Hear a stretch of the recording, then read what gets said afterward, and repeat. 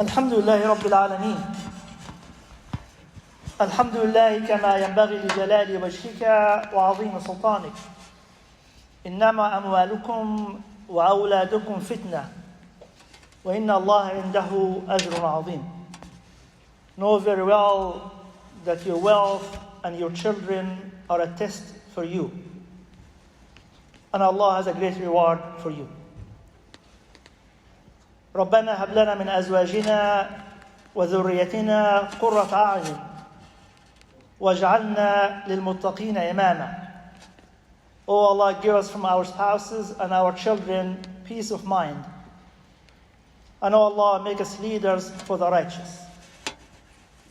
وأشهد أن لا إله إلا الله وحده لا شريك له وأشهد أن محمدا عبده ورسوله وصفيه وخليله صلى الله عليه وعلى آله وصحبه وسلم. إن الله وملائكته يصلون على النبي يا أيها الذين آمنوا صلوا عليه وسلموا تسليما. Dear brothers and sisters, today inshallah we'll reflect briefly on an important saying of Ali radiallahu anhu, the fourth caliph, the cousin and a son-in-law of the Messenger of Allah sallallahu alaihi wasallam. He said radiallahu anhu, لا تربوا أبناءكم كما رباكم آباءكم. Do not raise your children the way your parents raised you.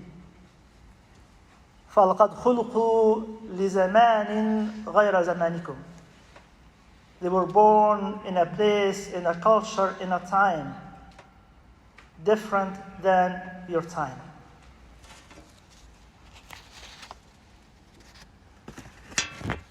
You and I, as parents, as uncles, struggle constantly with raising our children.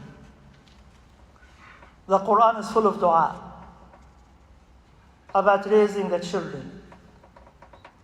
The lion's share of this dua is for Ibrahim alayhi salam, where he makes constant dua for his children. رب اجعلني مقيم الصلاة ومن ذريتي ربنا وتقبل دعاء. He says, "O Allah, make me among those who establish prayer, and make my children among those who establish prayer. And O Allah, accept my dua. رب اغفر لي ولوالدي وللمؤمنين يوم يقوم الحساب." O Allah, forgive me, forgive my parents, forgive the believers on the day of resurrection.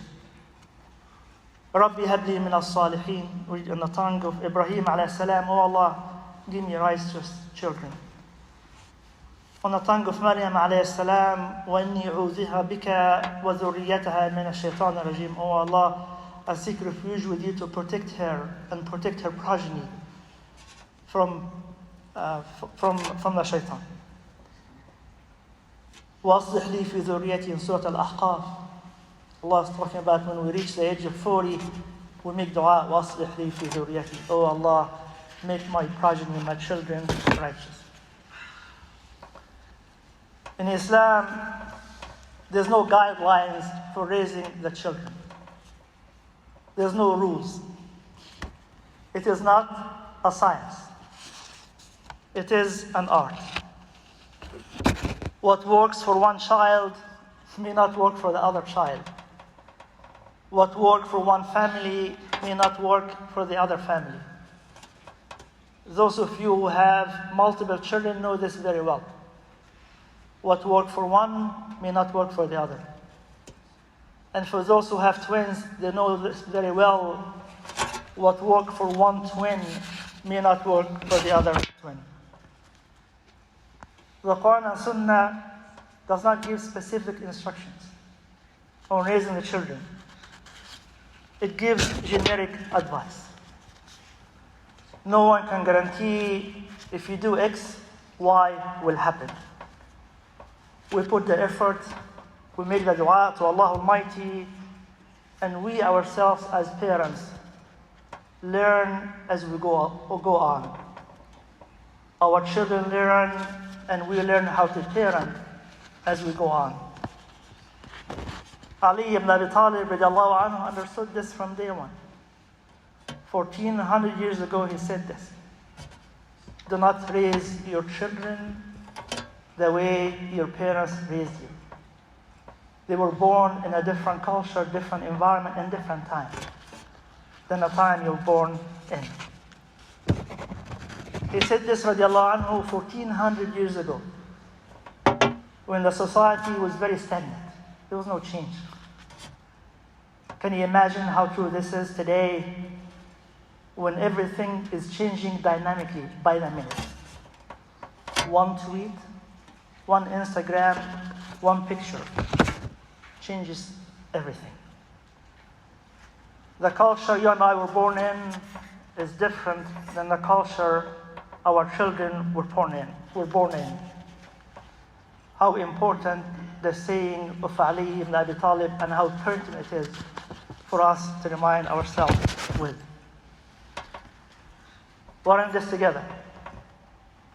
I am going through the same challenges every parent is going through. There's no right or wrong answer. We're in this together. 3 main points that you and I will be talking about today, inshallah. And I mean about you and I. First, to engage the children and your wife and your husband in a dialogue. Having this dialogue with the children, with your wife, with your husband, is important. From an Islamic perspective, there's no such a thing as a teenage. You're either in Islam a child or an adult. Once you reach the age of puberty, you're on the side of adulthood. And this is very important.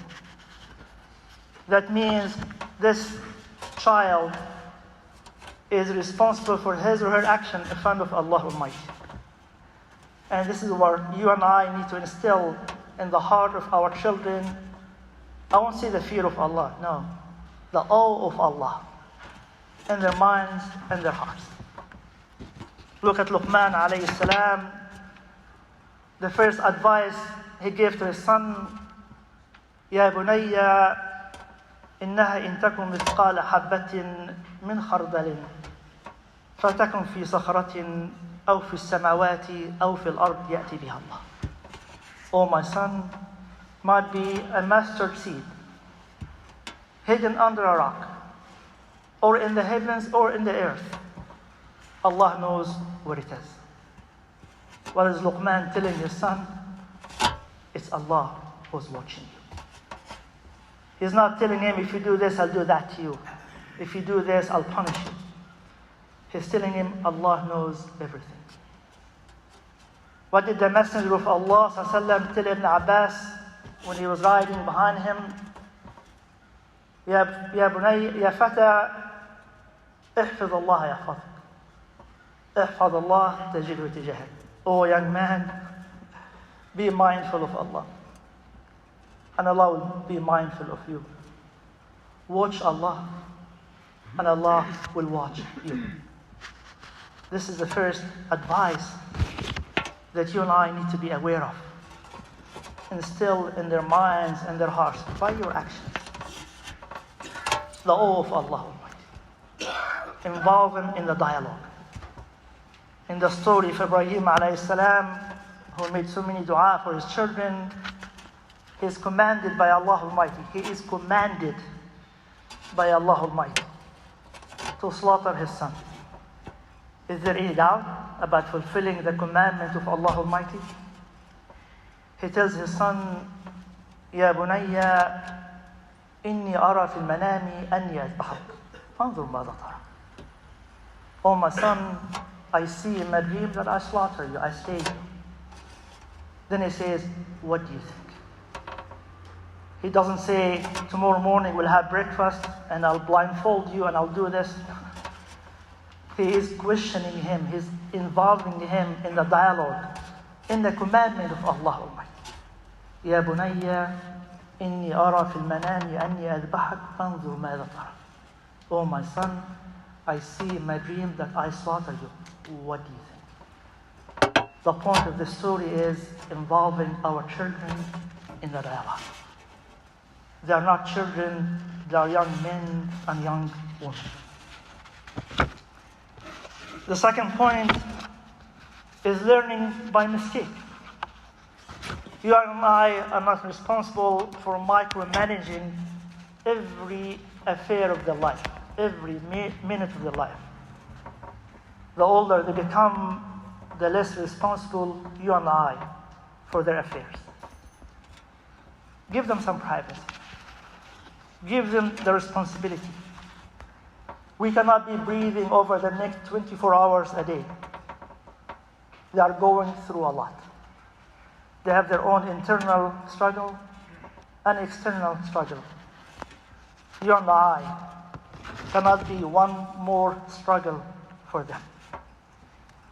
They need to learn and make mistakes, and they will make mistakes. This does not mean that you and I give up altogether. It means you and I are there to guide them through their journey. Set the rules at a very high level. Nothing will happen if you keep micromanaging them. They are young men and young women. They are no longer children. People often learn from their mistakes the hard way. We tell someone or a child, do not touch the stove because when it is hot, and then they touch the stove when it is hot, and they get burned and they learn. We set the standard at a high level and understand they'll make mistakes. We learn from the story of Adam alayhi salam, only one commandment from Allah Almighty. Only one thing he has to remember. And that is, do not eat from the tree. He was warned by Allah Almighty, Shaitan is your enemy. Shaitan will deceive you. You only have to remember one thing. Everything is yours, O Adam, except this tree. What happened to Adam alayhi salam? فَأَكَلَ مِنْهَا. Him and his wife ate from the tree. فَبَدَتْ لَهُمَا سَوْآتُهُمَا. Then their private parts showed up.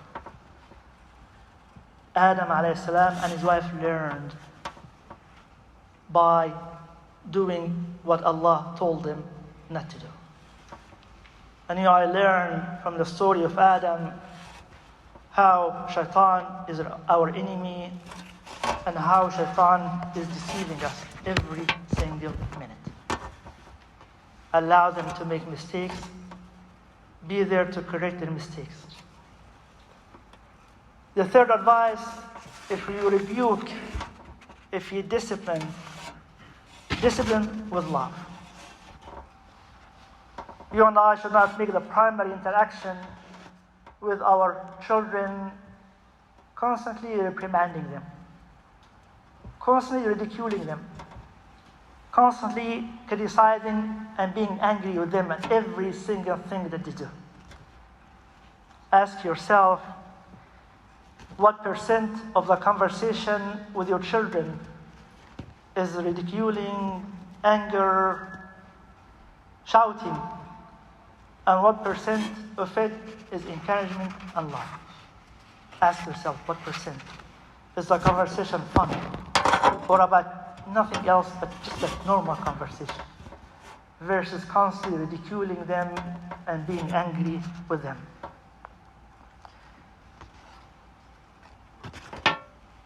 As if praising them costs money, and that's why we stop praising them. If we want a healthy relationship with our children, our generous comments, our love, our encouragement should be much more than the ridiculous, angry comments we make at them. And let be the reprimand like the salt to the food. We have a lot of food, and we put a little bit of salt. Let this interaction with our children be constantly love, kindness, mercy, and a little bit of salt on the side. Shouting, raising our voices, will not correct mistakes. If someone shouts at you at work or in the store, will this make you a better person? Will this make you correct your behavior? Taking their phone away, will this make it change their behavior? Look at the Messenger of Allah ﷺ and how he's correcting mistakes for the young men and the young women. In Sahih Muslim, he sends Anas radiallahu anhu to do something for him. Anas says, when I left the house, I passed by young children. على صبيان مررت على صبيان وهم يلعبون. Passed by young children and they're playing. So I start playing with them. The Messenger of Allah is commanding him to do something, and he goes outside the door, he's playing with the children. And the Messenger of Allah came out, فنظر إلي. He looked at me. وهو يضحك. And he smiled. And he said, Ya Anas, اذهب حيث أمرتك. Oh Anas, go where I commanded you to do. Can you imagine this? I send my son to do something, he doesn't, he's still watching a game or playing the game, and I smile and say, go and do whatever I ask you to do. No, it's not a smile anymore. It is something totally different. And the Messenger of Allah, all what he did, he smiled and he said, go and do what I have commanded you to do. Can you imagine how Anas feels about this conversation, about this dialogue? Can you imagine if the Messenger of Allah yelled at Anas or hit him? What would Anas feel about the Messenger of Allah sallallahu alaihi wasallam? And sometimes their intention is good, but something wrong happens. We need to keep in mind that the intention was good, and keep that in mind. In Sahih Bukhari also, Abu Bakr is narrating radiallahu anhu, it was the prayer time and they're praying behind the Messenger of Allah sallallahu alaihi wasallam. And Abu Bakr bowed down in the ruku' and he kept walking down until he came to the saf, praying the Messenger of Allah sallallahu alaihi wasallam. Obviously, when the Imam is praying, you walk normally and you stand in the prayer. You don't just bow down or walk down. What he did was wrong. But the intention was correct. He wanted to be in the saf. He wanted to be in the prayer the minute he entered the masjid. The Messenger of Allah ﷺ told him, زَادَكَ اللَّهُ حِرْصًا وَلَا تَعُدْ. May Allah make you more keen, more anxious to do the right thing. At the same time, do not do it again. Look how the Messenger of Allah recognized the good intention of this young man. At the same time, he said, do not do it again. What would happen if you and me, as parents, as uncles, as educators, to recognize the good intention of this young man and young woman, and at the same time, correct them. Last but not the least, even if they commit a major sin or a major shameful act, that they know it is wrong, and you know it is wrong. The Messenger of Allah ﷺ is using this as an opportunity to teach him. In Surah Ibn Hibban, a man met a prostitute in the street. And he kept teasing her, flirting with her. And he extended his hand to her. And she said, "Ma, stop. Allah Almighty has taken away the disbelief and brought Islam." Even here, she corrected him. The man would not stop. He walked past her, still looking back at her, until he hit a wall. And his face was bleeding. He went to the Messenger of Allah ﷺ, and he felt comfortable, telling the Messenger of Allah ﷺ what he did. And this is another point for us. Keep the door open for your children to come back to you and tell you the most embarrassing thing that they have done. O Messenger of Allah, this is what I've done, and look, I hit the wall and my face is bleeding. The Messenger of Allah ﷺ said, أنت عبدا أراد الله بك خيرا. You are a servant of Allah, that Allah wanted something good to happen to you. How is that? O Messenger of Allah, I was flirting with a woman, I hit a wall and I'm bleeding. And you're telling me this is good news? Allah wanted something good to happen to you? He said, yes. إن الله عز وجل إذا أراد بعبد خيرا عجل عقوبة ذنبه في الدنيا. If Allah wanted something good to happen to his servant or his servant, he would hurry up with the punishment in this life versus the hereafter. Look how the Messenger of Allah ﷺ took this embarrassing act and made it an opportunity to teach this young man that this is good. Allah wanted something good to happen to you. And last but not the least, you and I need to be a good role model for our children in our actions, in our choice of words, in how we talk to our spouses, in our thinking. They will copy us. Whether you like it or not, they will copy our behavior and our actions. ربنا هب لنا من أزواجنا وذريتنا قرة أعين واجعلنا المتقين إماما.